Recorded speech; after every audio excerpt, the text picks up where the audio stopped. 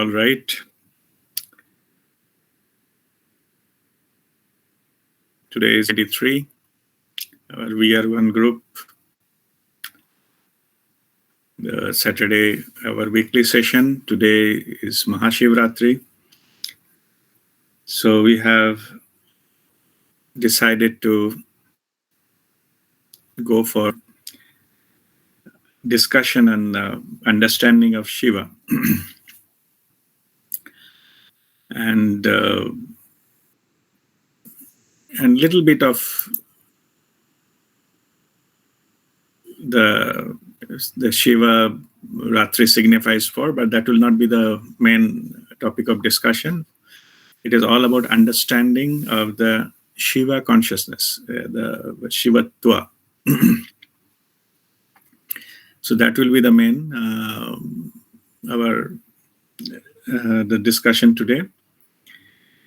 Whatever I will discuss today, it is about the understanding purposes. The symbolism of Shiva rather than exactly what Shiva is. That need to be experienced. That cannot be explained. So, but whatever that I will mention about some of the scriptures, what they have mentioned, what are the masters, what they have been talked about. So today's we'll go a little bit of. Normally, we don't go into going into any kind of religious, scriptures or practices. But today we'll touch upon that because today being the Shivaratri, mainly it will be on the spiritual perspective. What Shiva means, that will be the main focus for our discussion today. So we'll explain it from that angle. And before I go into that, I just don't want to go into the discussion that who has said about Shiva when and how it is explained. That is not the purpose of our discussion today. Like, this is not an intellectual discussion about how Shiva is explained. It is only about the understanding of the Shiva. I'll come to that, what Shivatva means. So only for the understanding purposes, we'll touch upon a little bit, but we'll not go into the detail and, maybe one particular aspect has a different meaning or different levels of meanings. They all are there. We are not going into that theoretical digging up things. We'll just go refresh our just knowledge a little bit of what the Shiva symbolizes.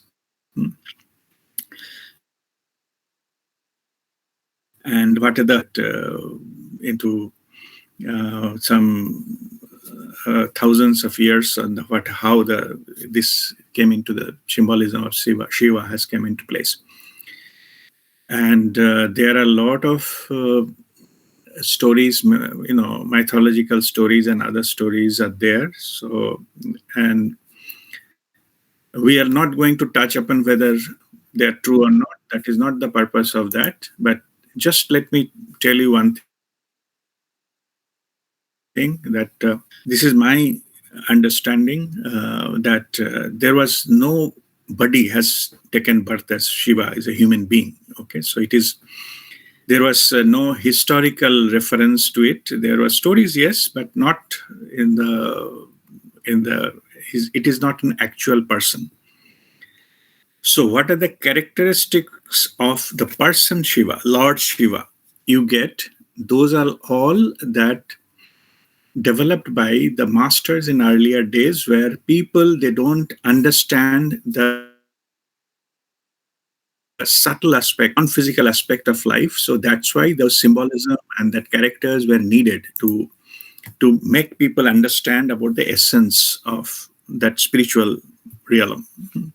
So that's why there are many stories out there, but again, like any stories, so not all of them you should accept it right away. So those are stories. It is good to listen, nice to hear about some stories and all this. So today's discussion will be not about those stories and how the character Lord Shiva is. So that is not the purpose of that. So anyway, I put that little bit of background with which direction we are going here. And first, let me tell you, and this is my understanding of the Shiva and Shivatva is the highest state of consciousness that human being can reach. So that is the Shivatva. It is a consciousness. It is a supreme pure consciousness. That is the highest level of consciousness possible. And that's why it is of all meditators, all yogis. Yogi means yoga is not asana or all these things. Yoga means the union with the creator. So that is the methods of union with the creator. And so higher you go, the ultimately you reach to the stage where you experience yourself completely. That is your self-realization, and that is called Shivatva. So that's what the Shiva means, pure supreme consciousness, the state of consciousness where no thing exists. There is no material, no exist. I will explain you how different scriptures has been explained that way. So that you will come nearby how they tried to explain this aspect of it. Okay, so Shiva, and there is another. So Shiva is the highest state of consciousness of an individual, highest level of soul consciousness, you can say. There is another term used into this, particularly in Hinduism, that's called Param Shiva. It is something beyond that. For understanding purposes, again, not going into the detail of what others explained in different way, different religion explained in different way, but my understanding, Param Shiva is equivalent to the universal consciousness, the creator of the universe. So this particular aspect, that Param Shiva, you can say, for when if you go to our previous discussions, so if you say the soul consciousness, that is a Shivatva, the individual consciousness, and Param Shiva is a universal consciousness. That's what the creator, or whatever you name it. So these two terminology will be used for that purpose. So Shiva is an individual consciousness, is a universal consciousness, which creates everything. Okay. So, and to reach different, the Shivatva, the supreme consciousness, to reach there, different masters had tried to explain it in a different way.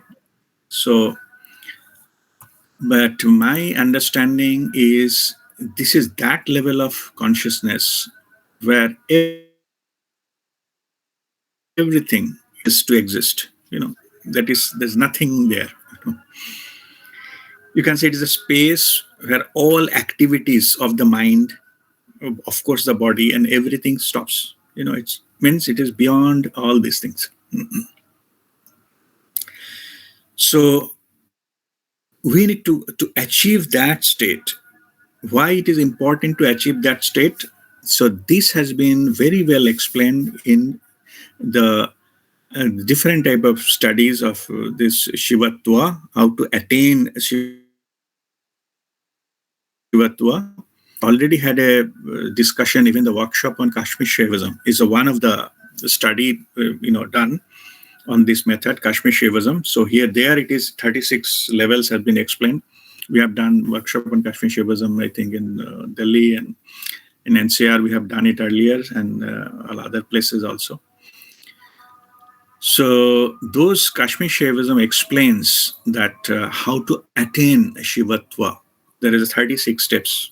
The lower one, the 5 senses, up to that level of Shivatva, the highest level of consciousness. There are 36 steps, and that is like the Kashmir Shivism explains how Shiva becomes Jiva, means how the consciousness become the physical body, we can say. So if we study the steps, backtrack, then the physical body can ultimately become the consciousness. So that was the idea of studying those steps.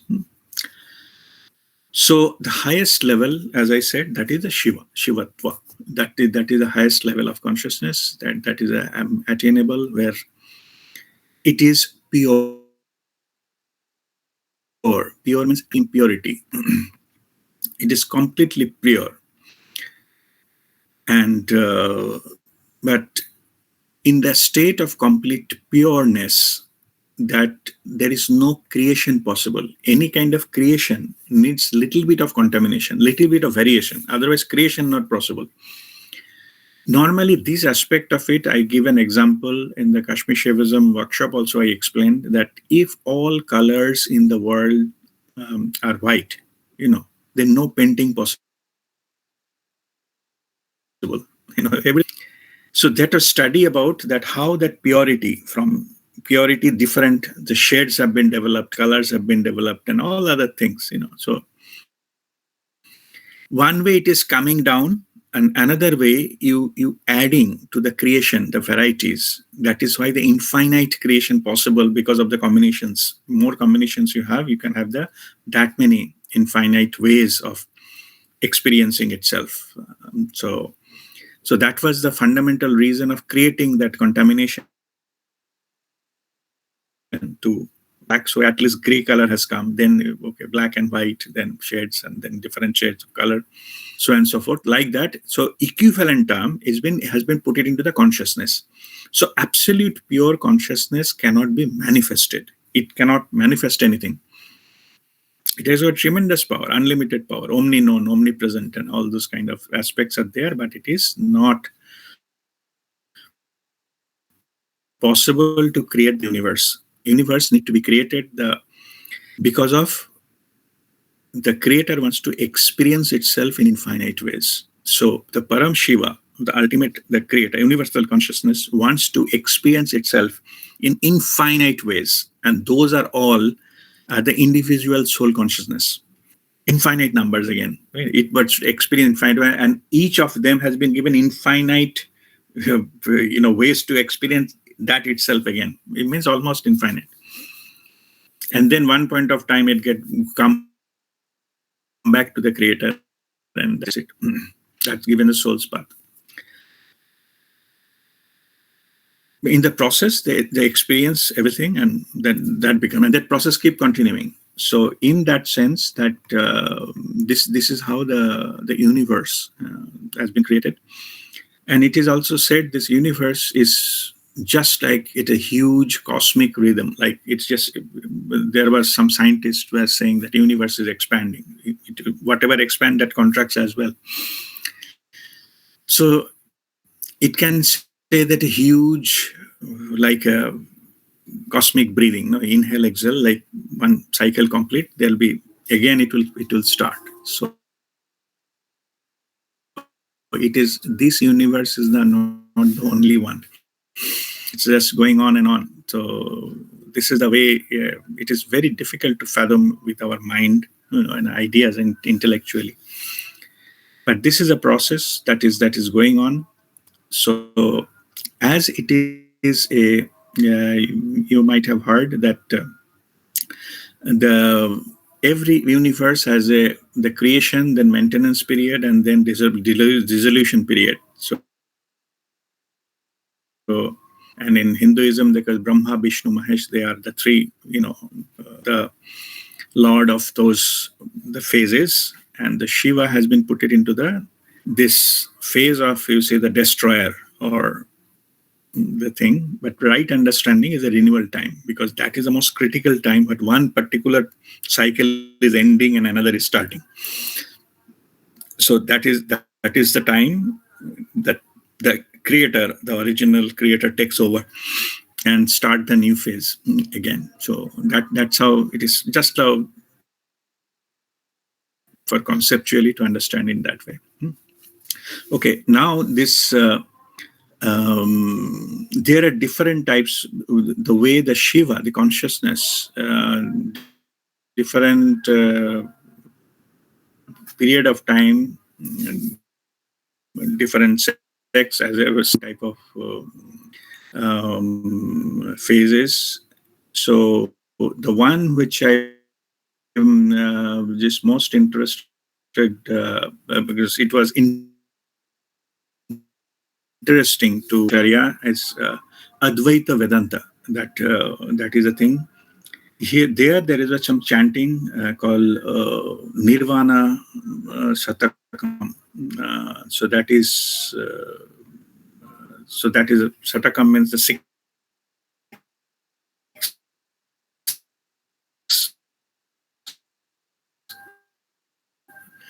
stanzas of explained that what are the characteristics of Shiva. Okay, it is interesting to note that. And there are six stanzas, and they always ended with Chidananda Rupa Shivoham Shivoham. So Shivoham, that is the highest level of self-realization. So this, it is very, my Guruji, Prem Nirmalji, he is very much into,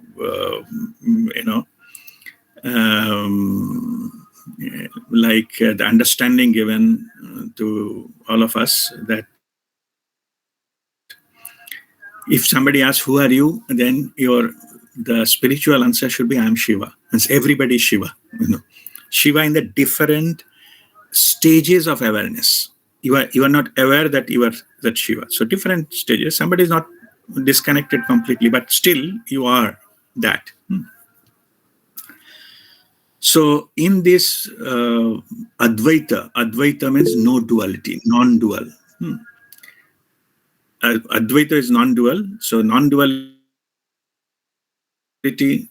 some disturbance in audio. Okay. So can you hear me, or it is still, everybody facing some disturbance? There is some ajan going on background, but other than that, anything? Everybody can listen? Yes, sir. Yes, sir. Okay, fine. Guruji, little fluctuation in voice. Okay, fine. But you can still hear me, right? So yes, Guruji. Some time lag is there. All right. Okay, all right. Yeah. So maybe there is a network. I'm just telling you, in case it is stopped, just wait there. Wait there. It may come back after a minute or something. Maybe there is some fluctuations in the network. Okay. So there into that, I was talking about the Nirvana Satakam, that is Advaita Vedanta non-dualism. And so then the mantra, Chidananda Rupa Shivoham Shivoham, that the meaning of Chidananda Rupa means pure bliss, Chidananda, Chidakas, looks like this is a operating area of awareness. So, and Shivoham, that I am that auspicious, I am that pure love, I am that pure consciousness. Okay, Shivoham, like I am that. So this particular, the chant, I'm not playing or doing that, but I will explain the meaning so that you get one aspect of it, how Adi Shankaracharya, explained that. So I will go through that, the different stanzas of the meaning of that. But it is interesting to know that why they have put like a Nirvana Satakam, like a chanting. So I'm just, in general, I'm saying, what is the purpose of that? Any mantra that creates vibration, the sound of that mantra to create vibration. And this type of mantras create that vibration, that Nirvana Satakam, which will put anyone back to the pure state of consciousness, or back to the oneness. So there, the activities just dissolve, and you get that in the stillness of that, you reach to the chidakas, the sky, the spiritual sky, you can say. And through that, you attain that state of non-dualism, that you experience that, your Shivatva. What I explained a little earlier, the Shivatva, your individual consciousness, that you reach there by through that means. Of course, it will be done through meditation only. And some of the masters saying that it is the fourth state. We are like a awake state, then we are in the what is called sleep state, and then dream state, and sleep means deep sleep state, and the fourth one is a meditative state, and through that we can reach there. That's why we can the fourth state or Turiya we can, that the meditative state of consciousness, we can reach there. Then it is in the different masters explain that state of consciousness, like it is like beyond your waking, awake state, sleep state, and dream state, and it is beyond that, like fourth state, like that is a meditative state. Some of the masters says this is a consciousness which is non-dual and omnipresent. It is the consciousness which merges everything into one, and it is present everywhere. That's what it is explained. I'm saying how it is explained.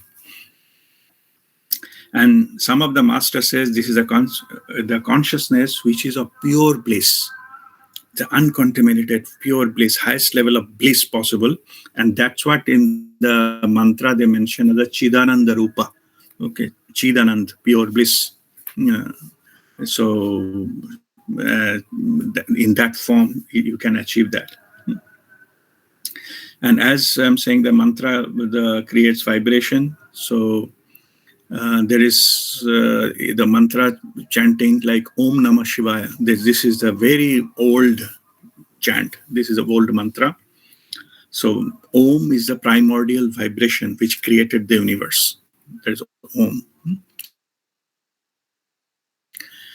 Yeah, it has got that 5 syllables into this. Na, ma, shi, va, ya. These 5 syllables, they represent the 5 elements, like na, ma, shi, va, ya. It creates earth, water, fire, air, and space. That's what it is created. So Om, that is the primordial vibration which created, and those 5 elements which had been used to create that universe. So that's what the Om Namah Shivaya, the mantra. That your hand, you like to say something, or by mistake, Sanjeev? Sanjeev? Okay, I think it's by mistake. All right. So now we'll go into that the explaining about that the Nirvana Satakam, Advaita Vedanta, that sloka. So I will not read the sloka, but the meaning, it's interesting. So I find it is interesting that. So I will go into that. Let me see. Yeah. Okay. Nirvana Satakam, that first one. So first slok says, I'm just little reading the English translation of that. So that first part, it is means you can type Nirvana Satakam and you can listen to that audio later on, but I don't have much time, so I'll go directly to the meaning of the 6 stanzas. The meaning of first stanza means, I am neither the mind nor intellect, nor the reflection of the inner self or chitta. I am not the 5 senses, I am beyond that. I am not the 7 elements or the 5 seats. I am indeed the eternal knowing and bliss and the auspicious, the Shivam, love and pure consciousness. That is the first part. So it is neti, neither mind, nor intellect, nor ego, nor reflection reflection of the inner self, not the five senses and that. So it is it's meant there.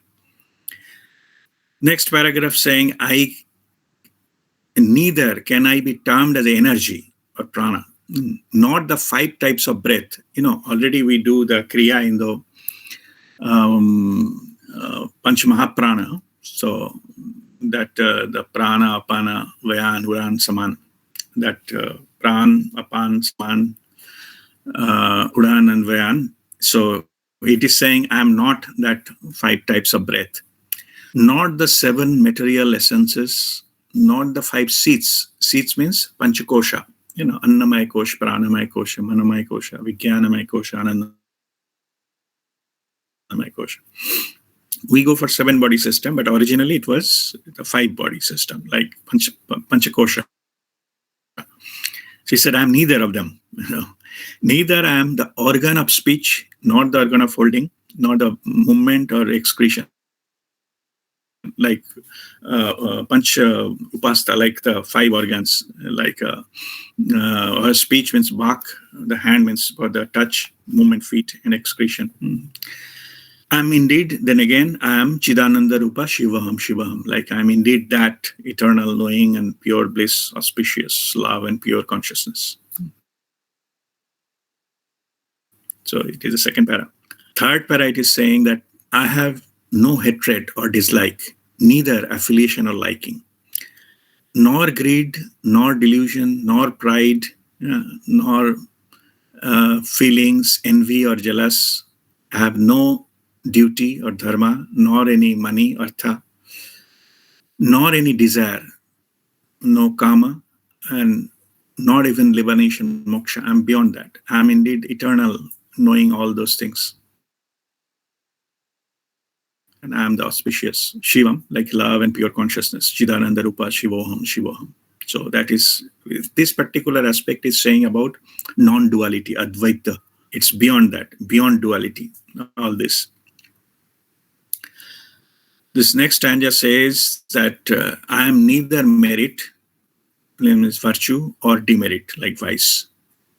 I do not commit sins or good deeds. So it is beyond karma. Nor have happiness or sorrow, pain or pleasure. I do not need mantras, holy places and scriptures, rituals and sacrifices. I am none of the triads of the observer or the one who experiences the process of observing or experiencing. And there was one session on trio. I explained what that trio means. So it is saying I'm beyond trio. I'm not even none of the trio. And or any object being observed or experienced. I'm indeed that eternal knowing bliss, the auspicious Shivam, love and pure consciousness. The next para, it says, stanza, it says, I do not have fear of death. I do not have death.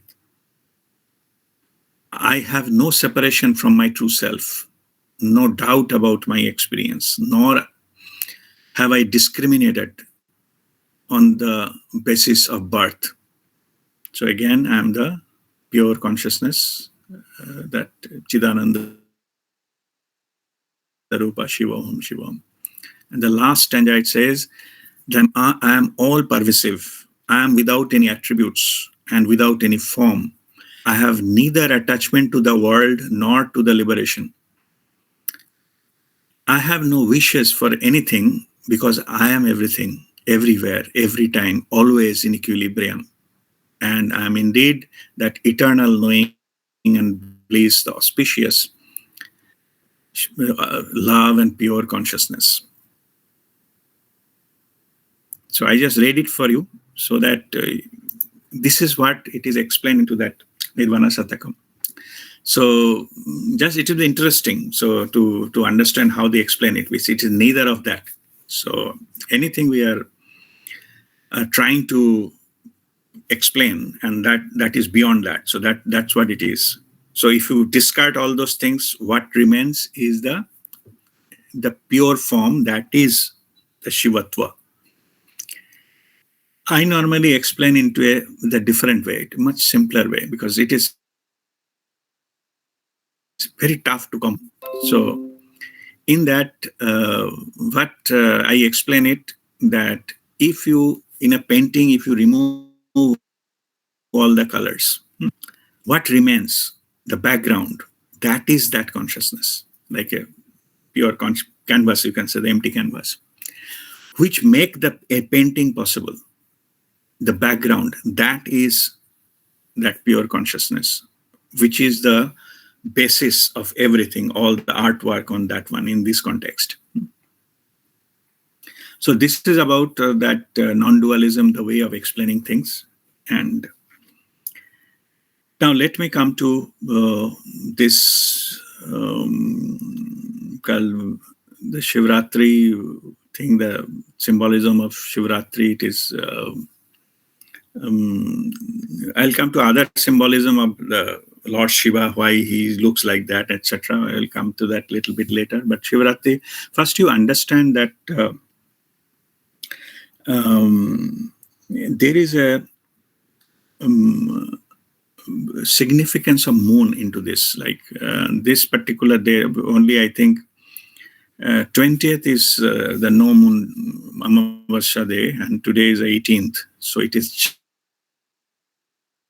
just like a little bit, the waning crescent, like little bit left, fine line left. And I was checking the Dubai, the moon cycle. Today's the moon is only 4.56% left of that, and by 20th it will be completely dark. Yeah, so this kind of thing. So it is interesting because I need to explain it to you. The moon represents mind, in the spiritual context. So anything to do with the moon, you see the moon on his head, that symbolism. So I'm just explaining that this particular symbolism, like if it symbolizes that it is just, it means if it is beyond mind, it is no moon, like there is no mind, but there's a little left. Why little left? Because it is just before disappearing. Like you should have that much level of mind to realize that, which just register what is beyond, and that's what it is. Okay, a little bit, few percent. So that particular moon symbolizes that. Today, Shivratri, we have that fine moon. It is just experiencing that pure consciousness. Shivratri, they celebrate, and I'm not going to the rituals, that how it is being celebrated and all, and it is said that marriage of Shiva and Parvati and all those are mythological stories. They're good to hear and all those kind of things. And symbolism of that is the Shiva and Shakti to get the marriage, the awareness and the Shakti, the energy that is needed for the universe to be created. So in that sense, so that symbolizes that. But I'm not going to the story, who attended that marriage ceremony and what food was served there and all those things. Those are stories. So but anyway, symbolism of that is this. So that means that Shivratri, so you need little bit of mind left before completely go into that pure consciousness. That is a type of thing is available today.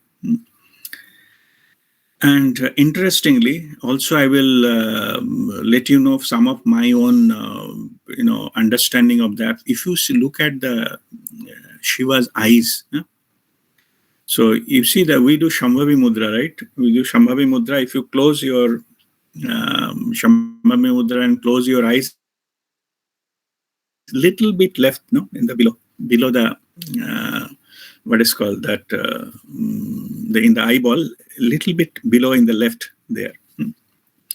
In the center one, the pupil is almost inside and little bit left. That is the pure meditative state. Yeah? So that is why the state of mind, which is purely meditative, which is pure thing left. And we do practice like a sun yoga and all those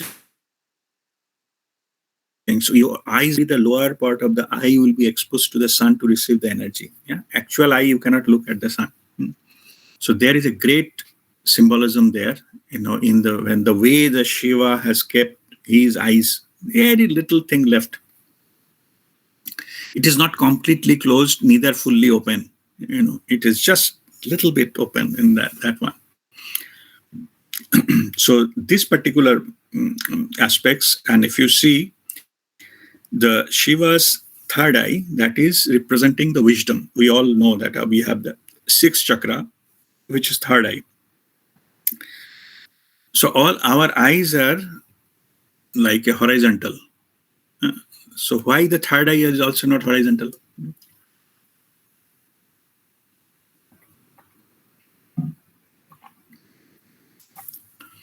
The answer to that is when we start, third eye is a wishes through the self-realization starts. When your spiritual journey starts, we do Kriya and other things, and the third eye get activated. It is actually the third eye like another horizontal one in the middle of the eyebrows that starts there. When you further go into your journey and all, you get completely self-realized, that same eye become vertical. So vertical third eye means you have attained Shivatva. Okay, you are self-realized, you are enlightened, the way you explain it. But when you another eye here, but not in the physical dimension, that's why you cannot see it, you cannot touch it. It is an eye of your wisdom. So, and that eye, in the Shiva's third eye, that is vertical because it is completely realized. So that's what it means.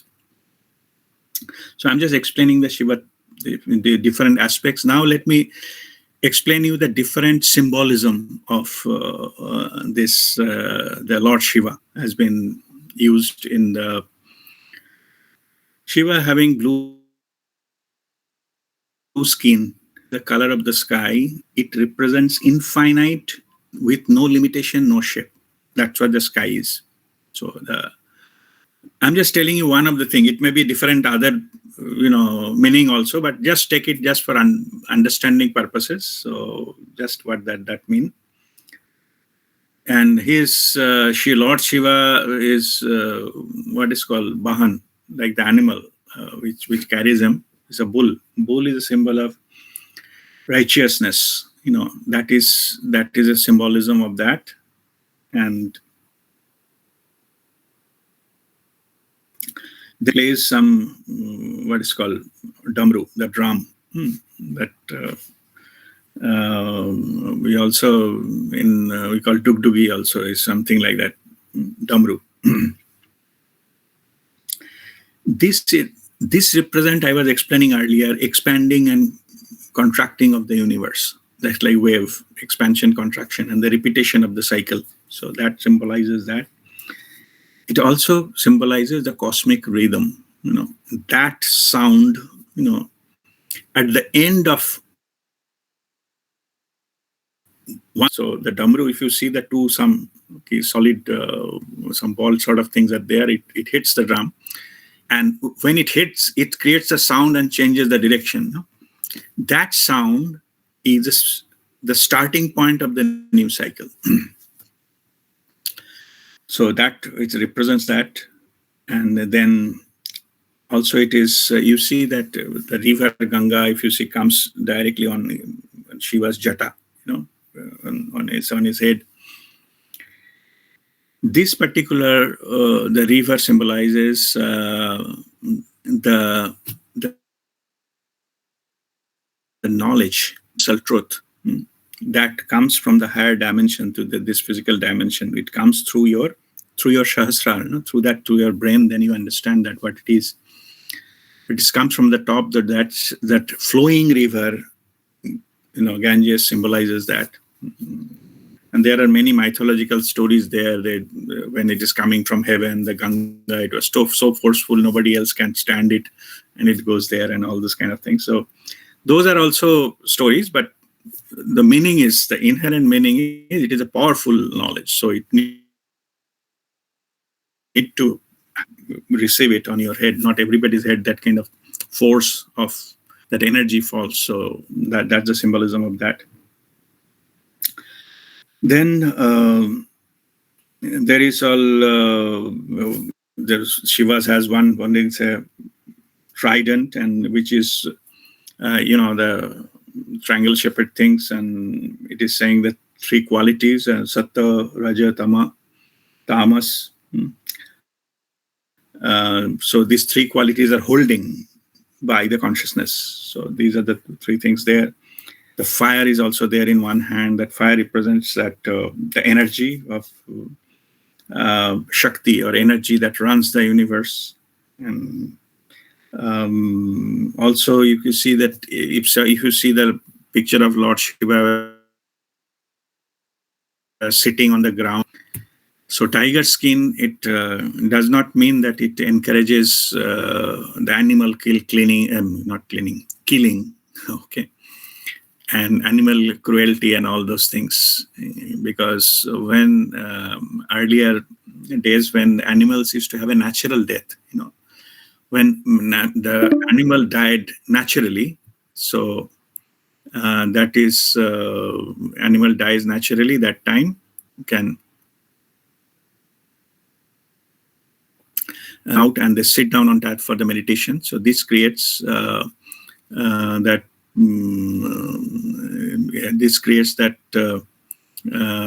it can create the insulation between the ground and that the body, so that the energy doesn't go into that.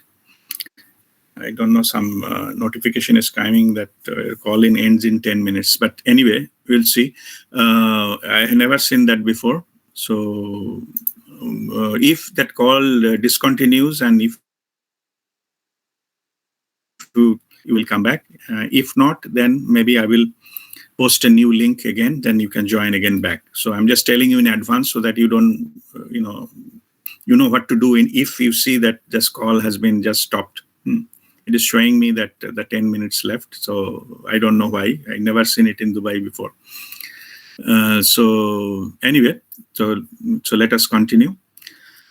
So in this, so that is a symbolism, means it is when you sit on that insulation like the animal skin, it doesn't allow the energy to go to the ground. So that's why you need that kind of insulation to sit down upon.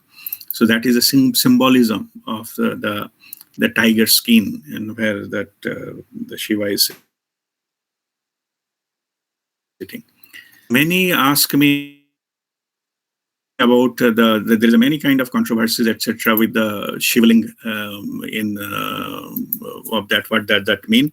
So let me tell you my understanding of that. The Shivling is the symbolism of the unmanifested and the manifested version of the universe, like a creator and the creation.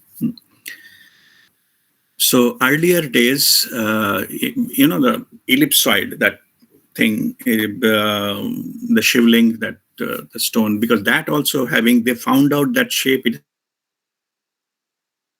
is not there is.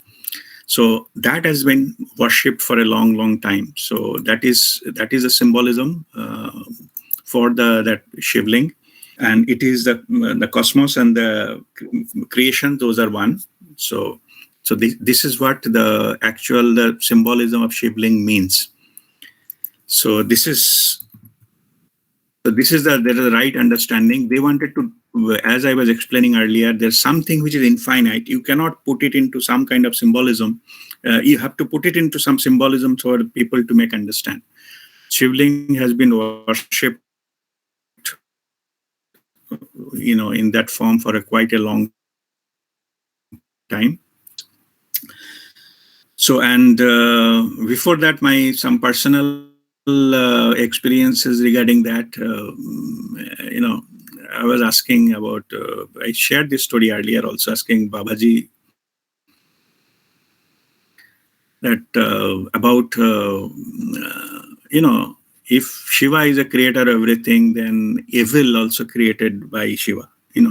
you see that a lot of asuras and all, they say that they are meditating and getting into, Shiva comes and give them boon, and that becomes so powerful they come and create havoc on earth and things like that. We have a lot of stories in that, Ravana and all the people, I mean the asuras and all these things. So it is beyond good and bad, so it gets from there. So as the Shiva has created everything, so even the evil, so-called, our view, evil, the negativity, also created by Shiva. So what is understanding? At this point, I was perplexed. How come the Shiva can create all those things? My understanding is this. I'm just sharing that. When you are creating something, suppose you are a sculpture, like your job is to make the sculpture ready. I don't know what it's called. I think the sculptor, or if anybody knows actual pronunciation, just let me know. The person who created the sculpture, so that person, he takes one piece of stone, and then he chip it out, and then beautiful, statue and etc. comes out from that. So if you want to create something, so understand this part very carefully. If you want to create an universe like that sculpture, from the raw form, you need to remove some of the things, the pieces of stone that chipped away from the main stone. No? So the sculpture that has come out, the statue has come out, maybe a beautiful, maybe the dancer, that is the sculpture. So the dancer comes out from that stone. But what happens is the chips which gone out from the original, from the whole, those chips also equivalent form were there where the universe was formed.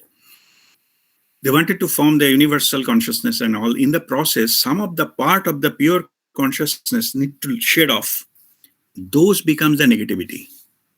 So this becomes part which is formed our body or whatever it is, which is not. That is the negativity. Collectively, if you collect that becomes the devil, or that becomes our negativity. So if you club it back together, then you get the original form back. So in that sense, so the creator has created that. So who created those chips? Maybe the chipped off stones, unintentionally has been created, but created by the same sculptor who created the actual sculpture. So, because those are the chips from the negative. These are understanding purposes. Just understand it this way. Okay, I was talking about the Babaji. So, there is a process at the time of enlightenment. All your karma, it becomes Guru Kripa happens, and in one go, the rest of the karma is been burnt and taken out from you, and suddenly you get free and you just fly off. That's how enlightenment happens. Everybody gone through the process. Enlightenment cannot happen with your own effort. It always happens with the Guru Kripa. What is Guru Kripa? Rest of your karma taken off. Guru Kripa happens, all your loads, baggages, packages, tons of them taken out suddenly or burned out. Like Prem Nirmalji says, it is like putting a matchstick in a godown of your karma, and in one go, everything burnt out. Anyway, so then you lift up. The question to Babaji was, what happened to those, our karma, which has been taken out and burned? What happened to that? And Babaji smiled and said, what do you think the ashes on the bodies of Shiva represents? Means that which has been burned at the time of that final journey. Those are symbolizes the ashes on the body of Shiva. Nobody else can take that. Or we might have seen or heard the story of Samudra Manthan, no? That Samudra Manthan, and first thing came as a girl, means the poison. No one else can take that girl or that poison, so strong it is. The Shiva, Lord Shiva has to come and drink the poison, so that at least the dharti, the heart, doesn't become poisonous. But what he did, he just stopped it into the throat so that it doesn't go down below that. And that's why his name is Nilkant. So it becomes blue. That's again, there's a mythological story. But symbolism is clear. It is the most powerful entity who can absorb all the negativity of the creation. Okay, that is understanding. So with this, I will conclude this learning session. So if there is any question, just feel free to ask me.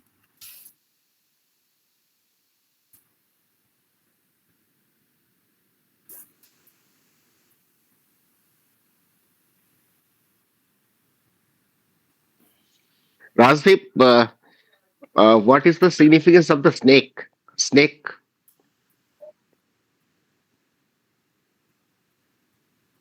Okay, no, that's a good question. Snake is a symbol of alertness. Okay, it it symbolizes alert. Means you have to always be alert. You are in the meditative state, but you are not sleeping.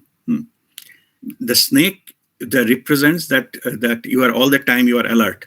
Alert and aware. So that's what that's what the symbolism of that snake is on his neck. Yeah, that's a good question.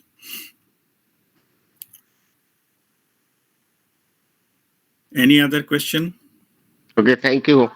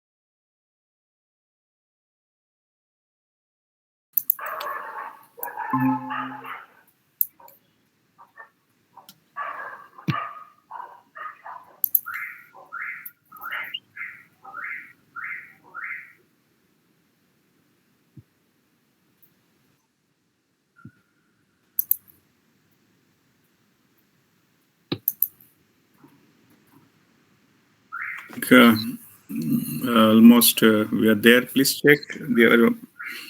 You make it a mute if you are not. So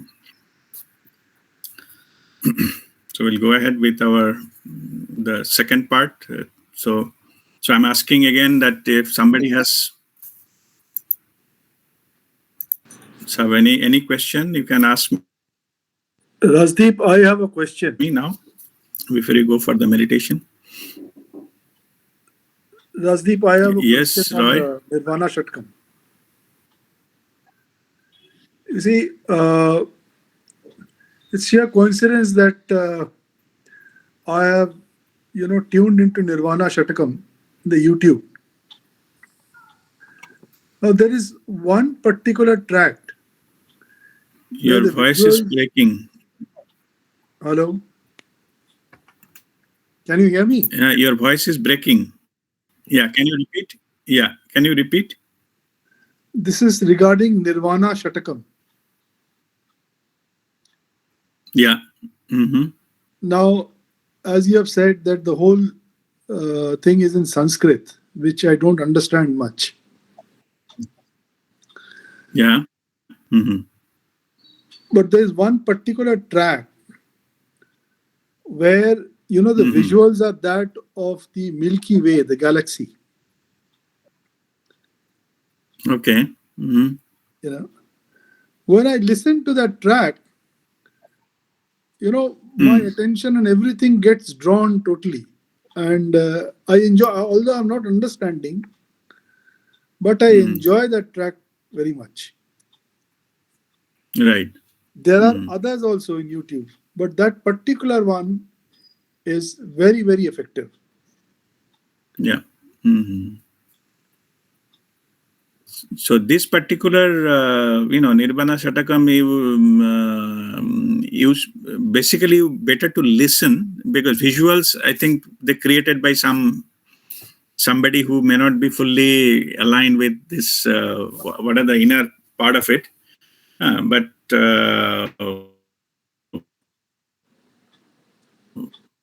But if you close your eyes, initiation may be fine, then you listen, then you get the mantra, that vibration that I explained earlier. The aim of the mantra is to use sound to bring you back to the oneness. That is the purpose of those mantras. So those are many of the energies or Shaktipat are already hidden there. So if you listen only, you'll get that. And it will create some of your internal processes which makes you to connect to the higher level of consciousness. But as you rightly said, not all of them are nice to hear. Some of them may be too much of music, or sounds a little bit of filmy. But you can choose whatever which resonates you, which is the most the one you feel better. So you can go ahead with that one. You can listen to that. I can. If you say, I can share that track, and whenever I open YouTube, okay, yeah, that share is that one of into the the tracks group. which automatically comes. Yeah, share that into the group, the link. Okay, I'll do that. So that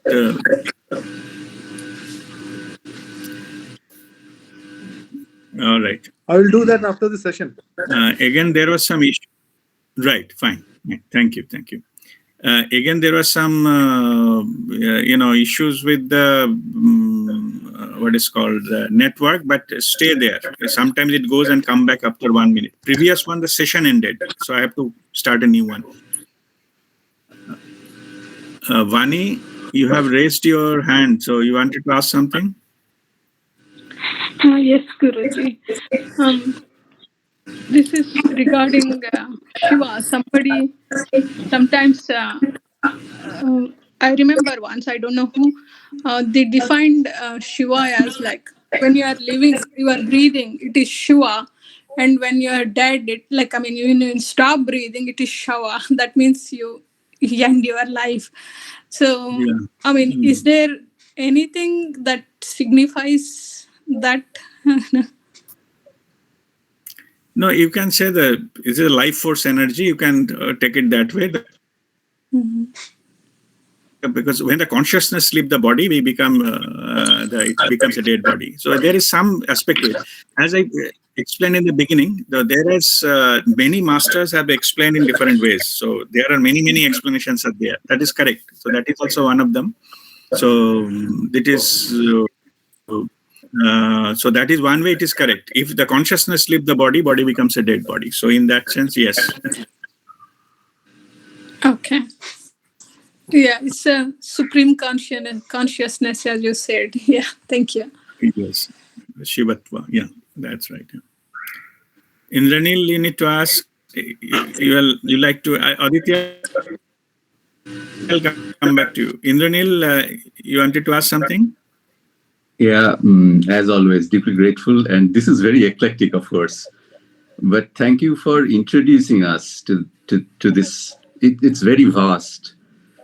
So I just have one point of curiosity here.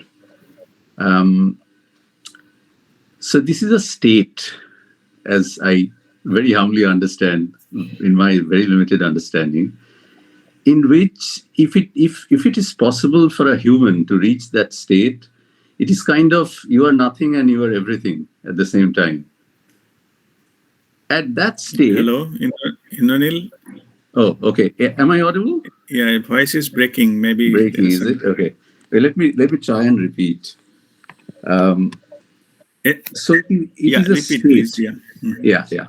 So in my humble understanding, it is a state, and if ever a human, kind of attains that state, it is like where I am nothing but I am everything, all at the same time. Yeah. And at that state, I'm still alive, right? I'm just curious. Yes. Is the brain still functioning at that state? Is there a role of the brain still as a human? Yeah. No, your physical body is there, brain is there. Okay. Right. But it is not playing its usual role. Okay. Right. It is alert and awake, but not interfering. Right. So can we say it is suspended? It is like suspended animation sort of a thing? No, it is not suspended. So let me put to make it a better understanding. Suspended or closed or stopped means something is missing. Okay. So let me give some example. I hope that will make it clear. When you look at a light, okay, light becomes small and small and small, then you don't see the light anymore, right? So see there's no light, correct? But what happens? The light becomes brighter and brighter. One point of time, again you will be blinded because it is too high intensity light. You cannot see anything, right? So it is that phase. It is that beyond mind phase it goes there. That's why it cannot have normal function because it's too intense, too powerful. Okay. Not by an absence, not by switching it off. So it is probably at its highest level of effectiveness, which is very different from the usual level of functioning. Correct. Okay. It is beyond its bandwidth, but it is not closed. Thank you. Okay. Aditi, you wanted to ask something? Today during meditation, which direction we should sit? Today? Yeah. Yeah, today you can sit in any direction. That's fine. Okay. Okay. And one more thing, some 2-3 years back, on one Shivratri day, you shared with us one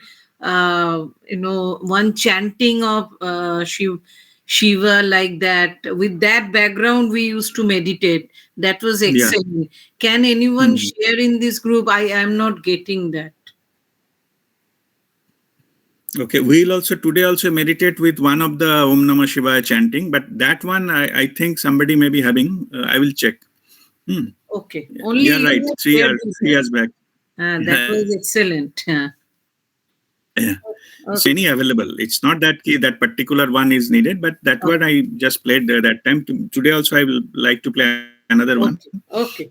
Thank you. During meditation. Okay. But you select whatever resonates with you, which gives you better effect. Om Namah Shivaya, that can be, you can search into the, what is called YouTube. You should get some of the thing which you like. Okay. Chaitali, you raised your hand. So you have any question? Yes, Guruji, I have one more question, one small question. Is Shiva and Shankar both are same? Because today we are Yeah. learning that Shiva is creator, and in Brahma, Vishnu, Maheshwar, Maheshwar is the destroyer. So both are same. No, no, no, no, no, no. Is there another name of Shiva is Shankar? Okay, so that's Okay, fine. okay. And Mahesh, Maheshwar, Shiva, Shankar, all are same. Hmm? same. Yeah, there are different names of Shiva. Okay. Okay, okay, okay. Thank you, Yeah, Guruji. so that is just way it is called. There may be some of the deities they have Sahasranam, 1,000 names. So don't don't get carried away with that. But as I mentioned, I just explained to understand the interrelation and what this symbolizes. But there are many versions, many ways it has been explained. Yeah, that is there. Many names, many characters. Also, it is explained. Okay. Thank you, Guruji. Okay. All right. Anybody else have any question? Yes, sir. Yes, Shweta. So something wrong with my camera, I think. I might have touched something. No And problem. Ask question.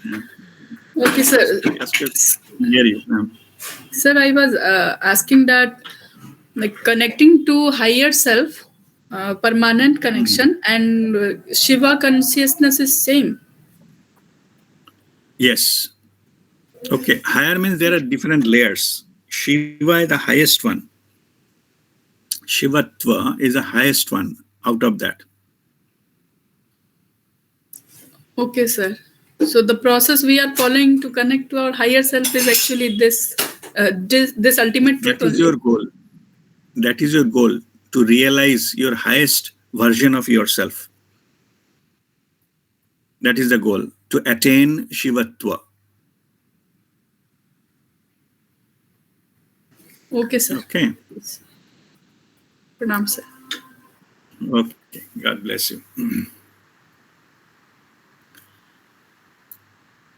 So, anybody else? Okay. So, if not, we'll now go into the, we'll do some Kriya to just raise our vibrations. And then we'll go into the meditation, but we'll not go to the 6-step meditation today. We'll just meditate with some chanting that I will play here, and we'll meditate with that on the occasion of Shivratri. Okay, but we'll do Kriya. We'll better to do the Kriya to raise the vibration first, and then we'll go into that. Okay, so we'll start with normal Om chanting, Guru Vandana, and then two Kriya in two mudras, and then we'll go into our meditation. But this meditation will be only not 6-step, but only Anapansati Dhyan with the chanting. All right. Okay. Right. Just sit straight and breathe in and breathe out few times to relax yourself.